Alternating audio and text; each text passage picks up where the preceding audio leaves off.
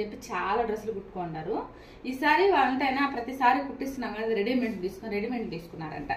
ఈ తీసుకున్న రెడీమేడ్లు ఏమైనాయంటే చాలా పెద్ద సైజులు, అంటే వాళ్ళ అమ్మ సైజు తీసుకొచ్చేసాడు అబ్బాయి. ఇప్పుడు వాళ్ళ పిల్లకాయలకు ఆల్టరేషన్ చేయమన్నారు. నాకు చెప్పించినప్పుడు వాళ్ళది నేను కుట్టిన డ్రెస్ ఒకటి ఇచ్చి పంపించాను. అది 32 ఇంచులు నేను పొడవు, నేను 32 ఇంచులు పెట్టి కట్ చేసి నీట్గా సైడ్ అంతా పట్టించాను. ఇప్పుడు ఏమంటున్నారంటే నాకు 32 కాదు 37 ఇంచులు కావాలక్క అని చెప్తుంది. ఇప్పుడు వీటిని పొడవు చేయాలంటే కట్ చేసేసిన పీస్ని ఎట్లా రెడీ చేయాలో అర్థం కాలేదు. కానీ నేను మళ్ళీ రెడీ చేసి మీకు దీన్ని రెడీ చేసిన తర్వాత ఎలా ఉన్నాయనే దానికోసం కూడా ఒక చిన్న షార్ట్ పెడతానండి. నేనేం చెప్తానంటే పెద్ద సైజు తీసుకుని చిన్న సైజు చేయమని చెప్తే చాలా కష్టం అండి. అసలు ఈ కుట్లిప్పుకునే దగ్గర ఇప్పుకొని కట్ చేసుకొని ఆల్టరేషన్ చేస్తే ఒక డ్రెస్కి ఓహో అంటే 60 రూపాయలు 70 రూపాయలు ఇస్తారు, అంత మించి ఇవ్వరు.